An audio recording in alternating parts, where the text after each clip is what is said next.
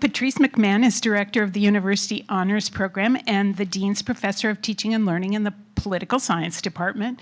She received her PhD from Columbia, her MA from George Washington, and her BA from American. Her research focuses on humanitarian affairs, peace-building, non-governmental organization, and U.S. foreign policy.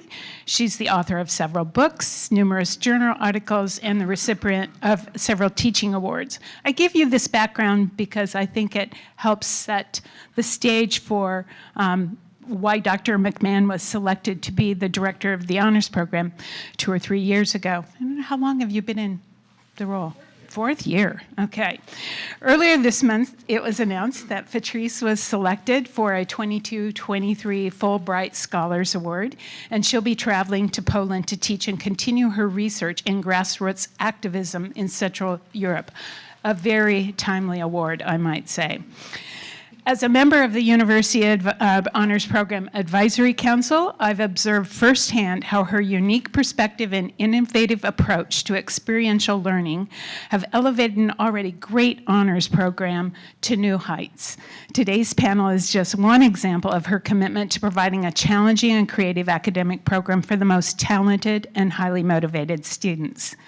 Amelia-Marie Altstadt is a relatively new member of the honors program and serves as the program coordinator. A native of California, Amelia-Marie came to Nebraska to join the graduate program in educational administration and graduated with her master's in August of 2021, I believe.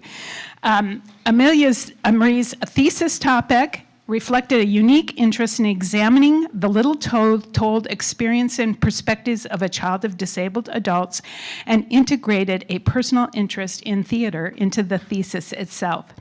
I would like to offer Amelia-Marie a special note of gratitude for their efforts in recruiting and prepping today's panel. And I'm going to allow the students to introduce themselves because I didn't get a chance to meet you before. So if you could tell us who you are, where you come from, your major, and which program you're involved in. Hi, my name is Anna Carlson. I'm a sophomore psychology major. I'm from Papillion, Nebraska, and I'm involved in the honors after-school programs. My name is Aubriana Wilson. I'm a sophomore architecture major with a minor in Spanish, and I did the honors Halo program over the summer. Hi, good afternoon, everyone. My name is Annie Nelson. I am a senior biochemistry major with minors in math, chemistry, and Spanish. I'm involved in the Honors After School program as well as Honors Ambassadors, and then I am from California. Hi, everyone. So my name is Kelly Wong. I'm a senior, and I double major in psychology and biochemistry with minors in chemistry and mathematics. And then I'm from Elkhorn, Nebraska, and I am involved in Honors After School coaches, Honors After School programming, and I've been involved in honors peer mentoring in the past. Hello everyone, my name is Malvika Vittu. I'm from India and I'm a junior majoring in Women's and Gender Studies with minors in Sociology and Humanities and Medicine. I was involved with Halo program over the summer. Thank you all very much. And just to let you know, Halo was really honors after school clubs in the summertime. And so we had a much larger program this past summer. I think it turned out that we had 80 students working in expanded learning in summer programs last summer, and we hope to have the same number this year. So I'm really excited. Thank you all for the opportunity to be here, and it's so good to see so many familiar faces, and I'm glad you're all doing well. And this is a program that is near and dear to my heart, so I love talking about it. And it's a little bit of a family story, so I'm going to turn things over quickly to students, but I want to tell you how we got started in this initiative.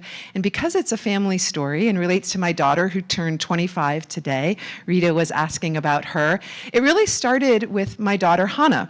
So she was at UNL, as you know, Anne, for 1 year. And when she came to UNL, she really wanted to get involved on campus. And she got very involved with Anne in the honors program. She also wanted to get involved in the community. She also needed to make some money.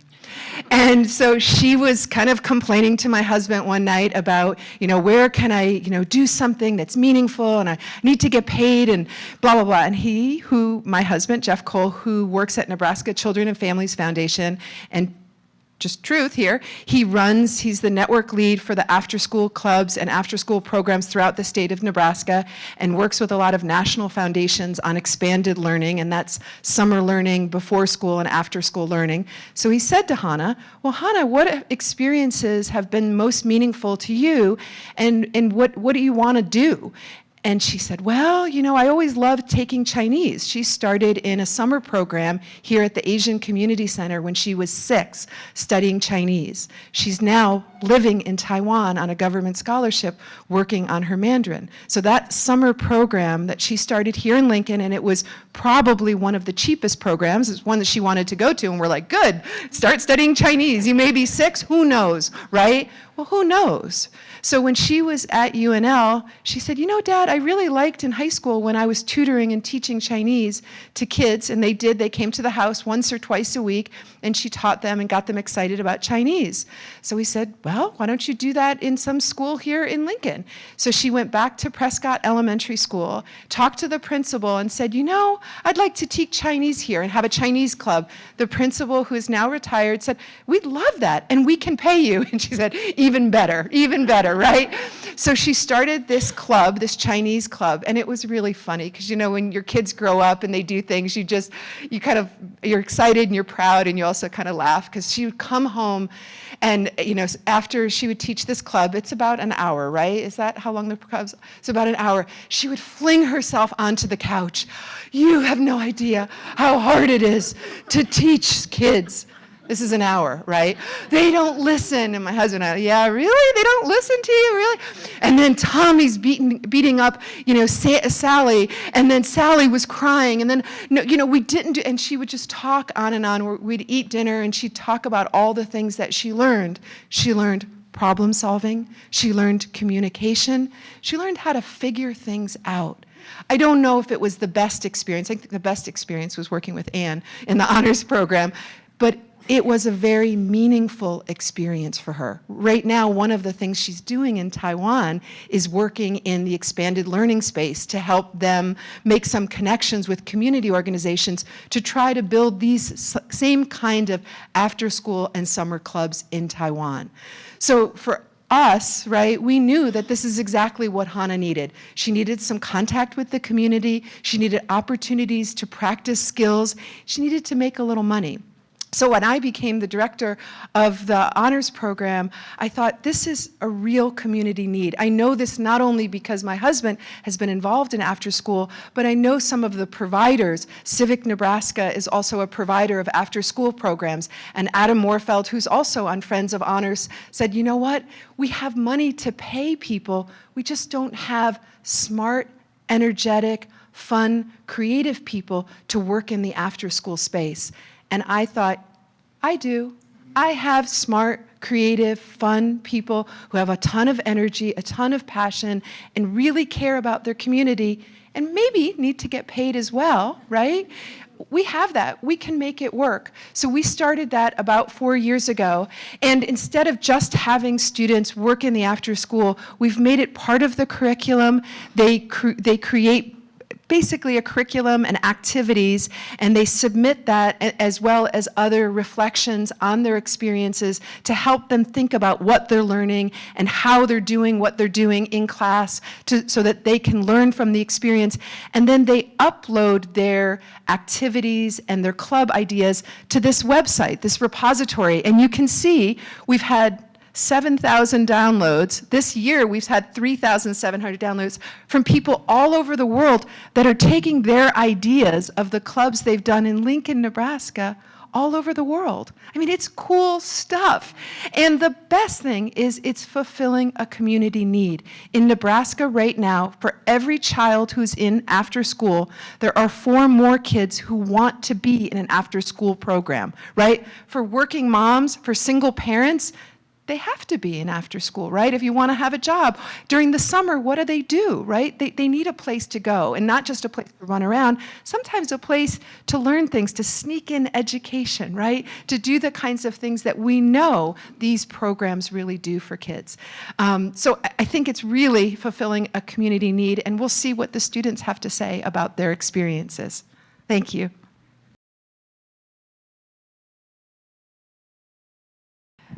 Sorry, we have current undergraduate students, and they let me know that one of them has a class at 12:30. So we're gonna let them go first, and then we will get the chance to hear everybody's stories. Hi, everyone. Okay, so I'm Kelly, like I said earlier, and I led an after-school club together, and we're just going to share a little bit of our experiences today. So for me, I began my first after-school club as a freshman, just leading that program, and it was at Lincoln North Star High School. I don't think that I realized at first that I needed to be an after-school club leader.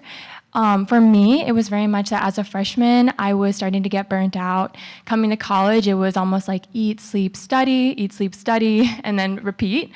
I was getting burnt out, honestly. STEM does that to you, especially beginning chemistry classes. And it just seemed like I was so far away from where I wanted to go in the future. So what did I do? Of course, I signed on for another responsibility, leading an after-school club. And it maybe should have increased my workload, but instead it actually helped with my burnout a lot. I was getting so tired of just studying, and after-school clubs was an outlet for me to be creative. There was a video going around a while ago where there was a new robot that had been invented, and it could do surgery on things as fine as like a grape, basically. It could put the skin back together on a grape. So Annie and I created an after-school lesson plan where we had high schoolers try to sew the skin back onto grape. We weren't very good at it, including Annie and I, but we were pretty good at oranges and bananas, kind of putting those sutures into those fruits. And so for that, in that aspect, it really allowed me to do things that I don't think I really would have had another setting to express those creative outlets that still integrated aspects of STEM. And in turn, I also strengthened and reinforced like a lifelong friendship with literally my best friend, Annie Nelson. Yeah, my story is pretty similar, except for Kelly and I met in our honors seminar freshman year, literally 8 a.m., the first class of college at 8 a.m. Big mistake there. But we met through that, and honestly, Kelly has pushed me a lot since just through the honors program. She worked closely, because she was an honors peer mentor, she worked closely with the program director. I think Tammy Burnett was at the time, right, the director for that. And she encouraged both of us to start a club because we were just really interested in teaching people about STEM. There weren't very many clubs focused on STEM research, and Kelly and I have been involved in research since freshman year as well. We both joined a biochemistry-based research lab in Beetle. So for us, it was just an opportunity to get younger people really interested in that field while having really creative, fun projects to do. We also made ice cream with like dry ice in a bag, so that was really fun for the kids. And we made edible water bottles as well. So we tried to make it really fun and interesting, just so people could be excited about STEM. We did a lot of really weird experiments, which are on the directory as well. So if you're interested in that, we did try and find really weird ones to look at.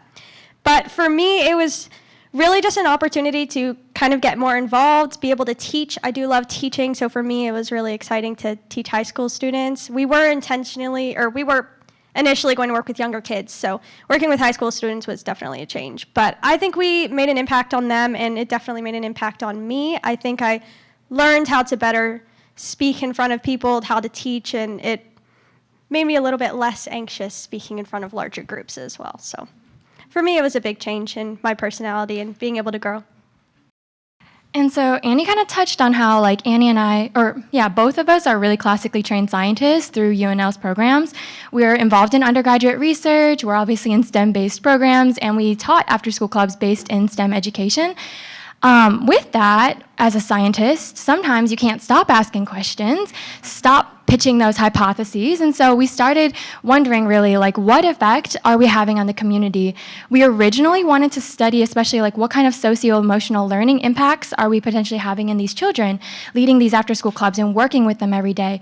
But IRB and COVID and everything kind of stopped that project. So in turn, we had to pivot. Another kind of skill that after-school clubs has taught us, adaptation. We adapted our research question instead to what impact is actually leading these after-school clubs having on us. As after-school club leaders, we know that we're improving our communication skills, our leadership skills, our problem solving. But how is that quantified specifically based on pedagogical methods that are accepted in empirical research today? So what we did was we administered something known as the self-consciousness scale to after-school club leaders in the honors program. And our research is up there. So you can kind of look at the different analyses that we conducted. Annie conducted a lot of those analyses, and so she can kind of give you more, like just an overview of our findings. But what we did find is that just leading that after-school club as an honors student, it increases the amount of socio-emotional learning that we're experiencing. Yeah, we did this through the UCare program at the university. I'm sure many of you have heard about it. So we submitted that about last year, and then COVID kind of halted it. But we did finish our data analysis this year. So we administered a survey to current after-school club leaders as well as past after-school club leaders and just looked at the differences in specific questions. In the lower graph, you can read the questions that we looked at. It is a little bit blurry, so I'm sorry. But I honestly can't even read it, so okay. But essentially what we did was we took their answers from how they felt at a certain point, so at the beginning of leading them, and then how they felt afterwards. And then we did an ANOVA t-test, which is just determining the statistical significance between those two data sets. We found that there were a lot of questions that were statistically significant, so we did find that there were a lot of benefits to leading an after-school club. More specifically, we found a lot of benefits in the social anxiety aspect of the leading an after-school club. So we found that most of the after-school club leaders had significant decreases in social anxiety, as well as significant increases in private self-consciousness. So they were able to resolve issues on their own, able to figure out problems when they arose, and determine that they were capable of thinking on their own, and then also have that decrease in social anxiety. So they became more confident, more capable of speaking to larger groups, and also their clubs benefited from that as well. So ultimately, we found that leading an after-school club is really beneficial to not only the kids, but the leaders as well.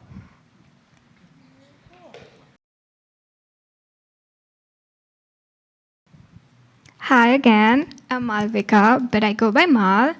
My experience is kind of what Dr. McMahon already has shared her story of why she started doing these after club programs. I love teaching, but I used to just pretend in my room all alone as if I'm teaching a big entire class, and in the process just learn. And so when I saw the Halo poster around the Knoll building, I was like, okay, I get to work with kids and teach, also get paid. Bonus. So I was actually also looking for a job which would pay me well enough to pass my summer by, and international students, it's hard. So I applied, got in, so excited, and you have no idea how excited I was, but the thing was I need to think what I want to teach. I didn't want to do science. I was done with science or math. So I was like, maybe dance. I'm good at dance. But then making a lesson plan for dance, Then I thought, how about art? I'm good at art. I'm more of an abstract artist. That's one of the things I drew a long time ago.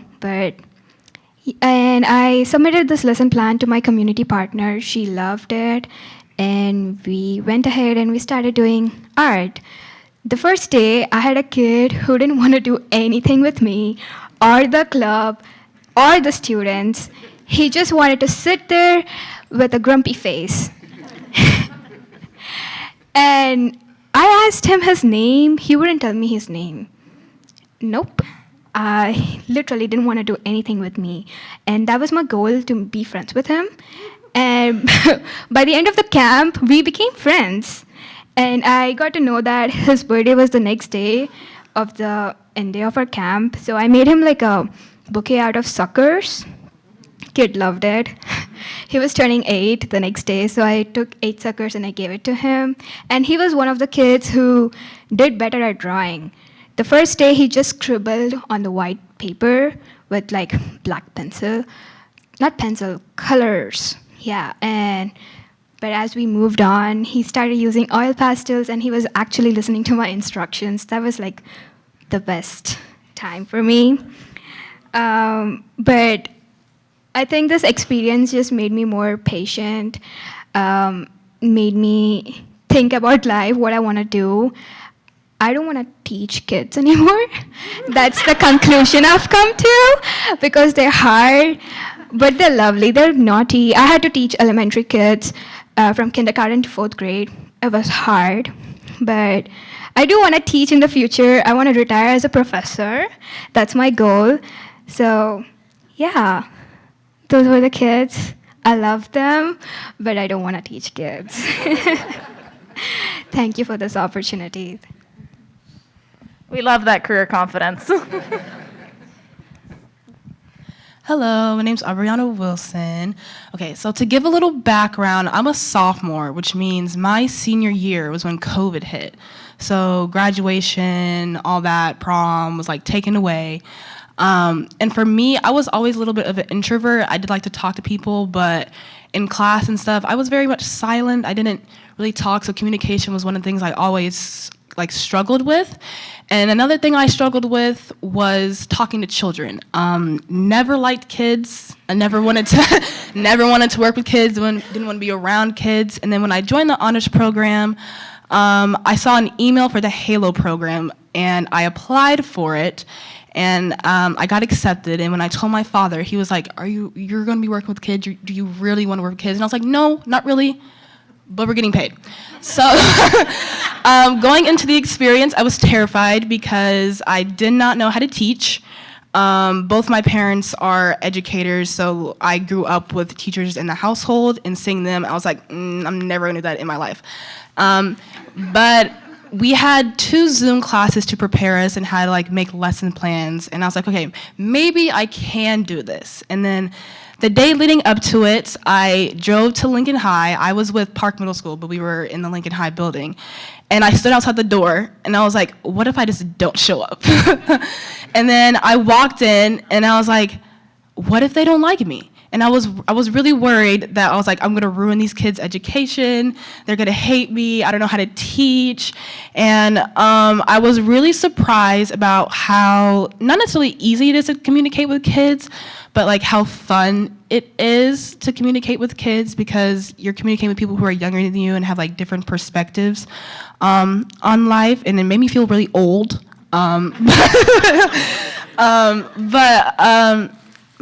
I walked in, I worked with the Boys and Girls Club, and I didn't necessarily have an after-school club that I did. The program they set up was they had a different theme every week. So it was like science was one week, art was one week, entrepreneurship was one week, sports was one week. So each week it was a challenge because we had to make a new lesson plan for all the kids. And we had a wide range of ages from, I think it was kids who just got finished with 5th grade to kids who were going into 9th grade. So we had to make sure that the 10-year-olds were also satisfied and like the 15-year-olds were also satisfied. So it was a lot of challenges to get over. And this program, it was like the entrepreneurship week. We had a Shark Tank week when it was towards the end, and it was when I started to see all the kids like get really excited to work. Each kid paired up with like another kid from the program, and they created an invention. And this whole week they were making their invention, making a PowerPoint, and the other workers, me and my coworkers, we were like the Shark Tank like judges, and they had to present their entrepreneurship thing to us.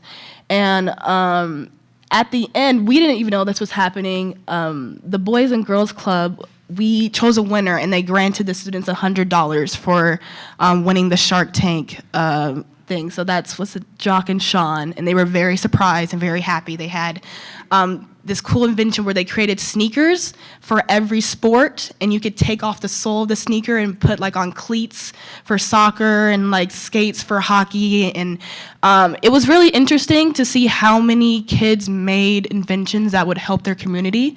I remember the reason they made these sneakers is because they both said that like growing up, a lot of kids like didn't have like the resources to get things to play sports. So it was very heartwarming to see how much these kids truly care for their community, even though they're like 10 years old, and how much they want to like change like the place like they live in. And it kind of like inspired me because I was always very quiet, and I was like, I'm just a person. There's 7 billion people in the world. I'll say people can change the world. I'll just stay behind.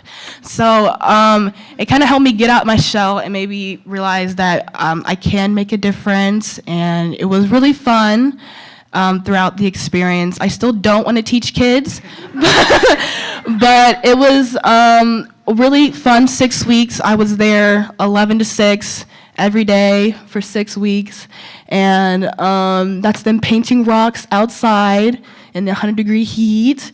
And it was just really fun to talk to kids and see what the younger generation is doing nowadays. So yeah, that was my experience.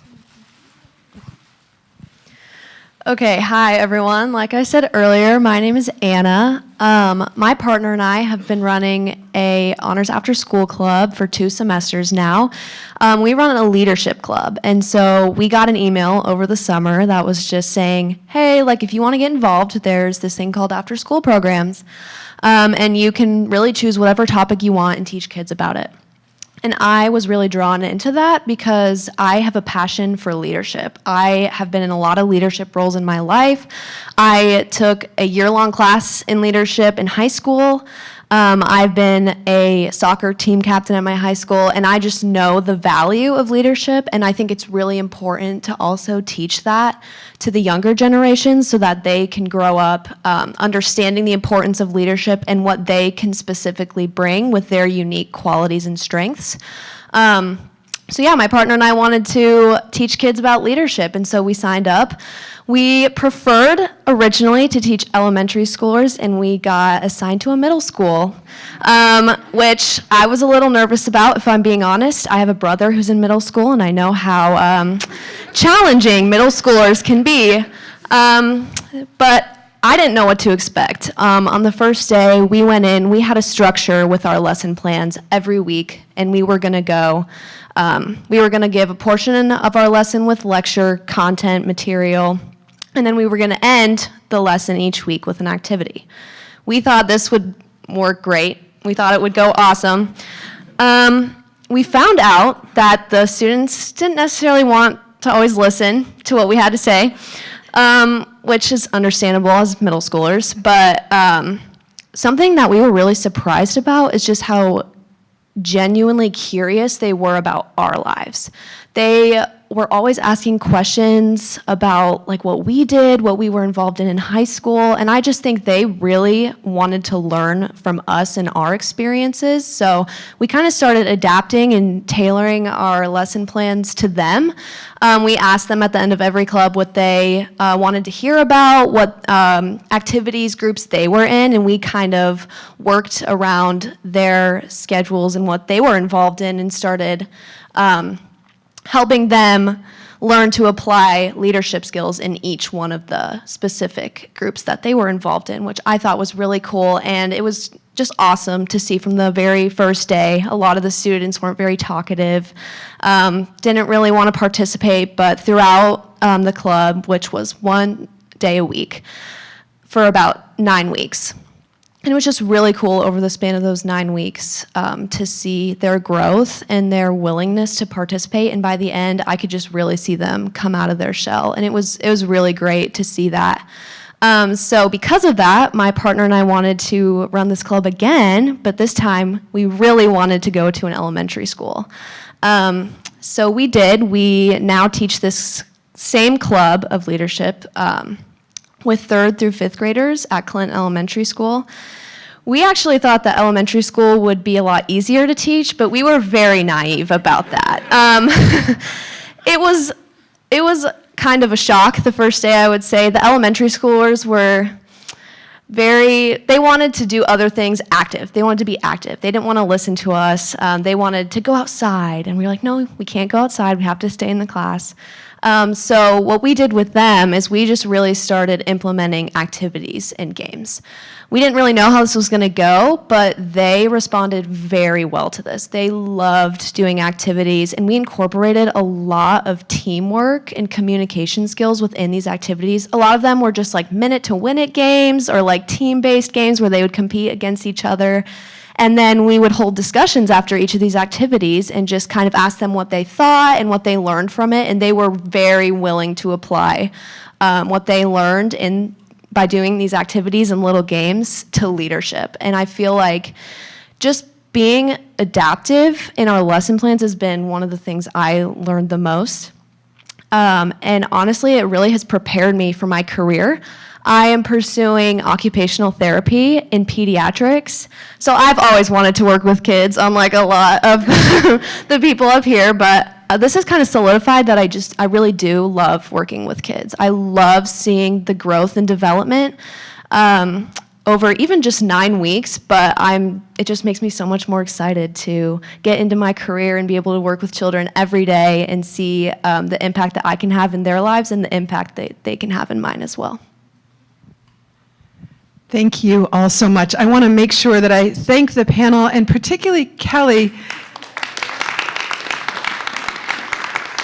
So in addition to everything else that Kelly does in her normal day and the after school, she's also been helping out, and she mentioned this when she introduced herself, as being the after school coach, being an after-school coach and directing the after-school coaches. So in addition to all this other work that students are doing, they're also mentoring each other and providing them with support and answering questions. And that's largely been really Kelly on her own doing that with some of her colleagues. So thank you, Kelly. Thank you all for such a great panel. I know Kelly has to go, but I just want to, before I hand things over to Amelia-Marie to talk a little bit about the research that we have done on this, I just want to tell you, the Mott Foundation, when they talk about expanded learning, and that means after school, before school, summer learning, informal learning, is supposed to engage youth, excite youth, and inspire youth. I think that's exactly what our students from UNL do. So thank you all so much. I loved hearing your stories, and I'm so grateful and proud of your work. Thank you. And I won't talk very long so that you have a chance to ask all your questions to our lovely panelists. But I did want to cover some of the things that we did. So what you heard from Kelly and Annie of their research that they did, we also did program evaluation research on our program, and we recently submitted that article to a journal, so cross your fingers that we hear back sooner rather than later. But the thing that I mentioned about career confidence, whether that's for or against working with kids, is a really important finding, as well as the illumination of the diversity that we have in Lincoln, the awareness of your own professional and interpersonal skill development that you heard in each of their stories here. You heard them grow, you heard them bypass their social anxiety with practice, things like that. And this is really important for us because there's not much research on this. There's really only a couple other articles, and they're also from Nebraska, which is kind of interesting because there's a similar style STEM-focused program in Omaha. So this is what we're building. This is what Nebraska is really invested in with after-school club learning, and I didn't know that before I started working in this program. So it's really wonderful to see our students go out into the community and learn about themselves and learn that they can work with kids even if they don't want to, or that they wanted to work with kids and it turns out actually, let's go to the higher ed realm, or that you actually do love working with kids, which is important to know before you start in pediatrics, which not everybody gets the opportunity to delve into those environments.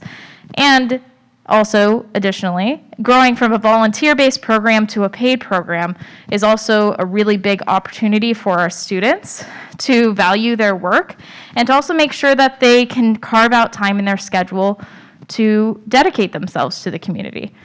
So those are a few of the benefits. And the thing is, we always have to do active recruitment of new students because the schools keep hiring our students. They will hire them for their full-time or part-time positions after these clubs, which is the best thing to have to do, right? You're just like, oh, are you going to be part of the Honors After School clubs next semester? Okay, no, you got hired. What a story. And in our future of the Honors After School Club initiative, we really want to see it continue to grow.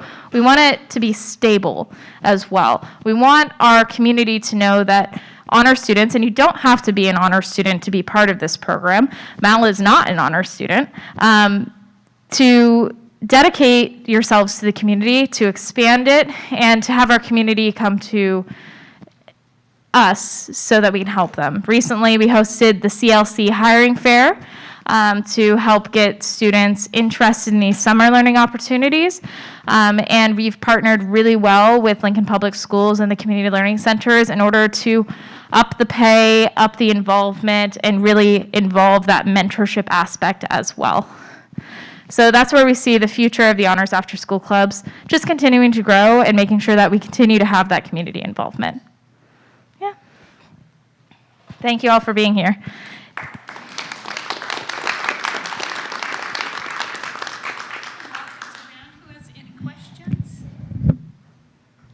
This is normally not a shy group. I'll ask the obvious question. Are there any males involved? Yes.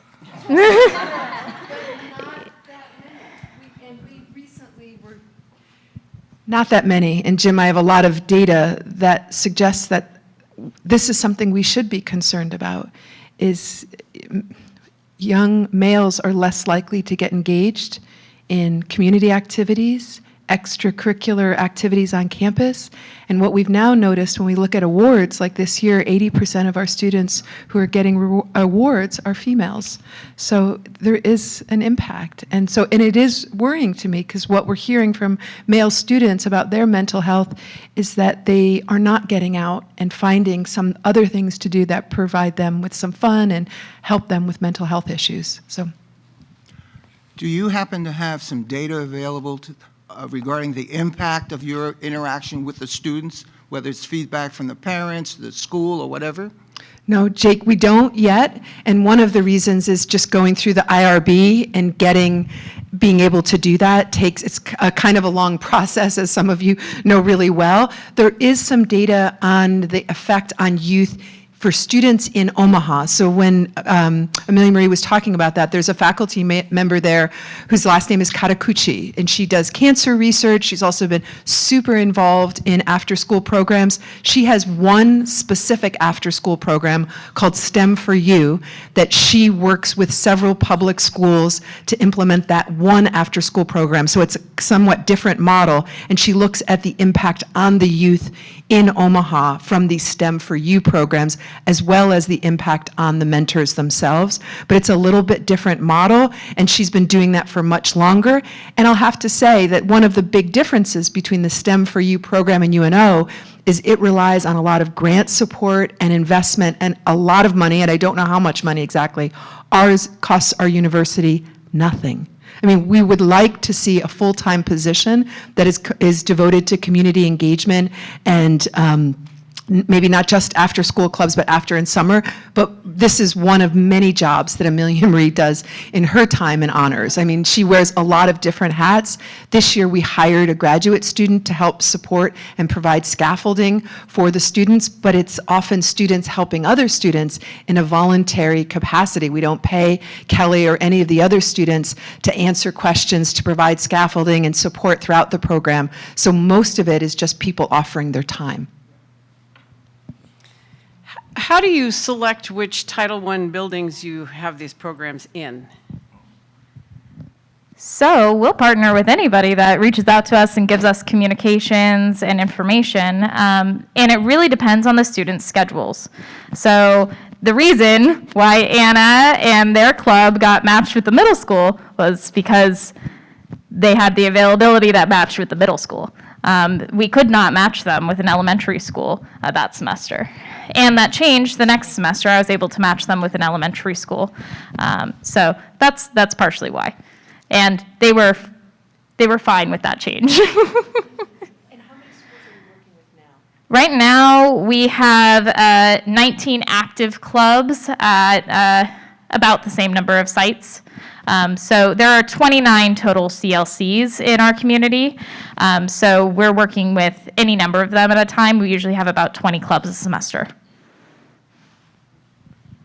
And I will just say that Amelia-Marie is very good at her job, and she's very patient. And a lot of the challenges around coordinating this, when I talk to people on campus, I'm like, we know there's a need, we've got the talent, what's the problem?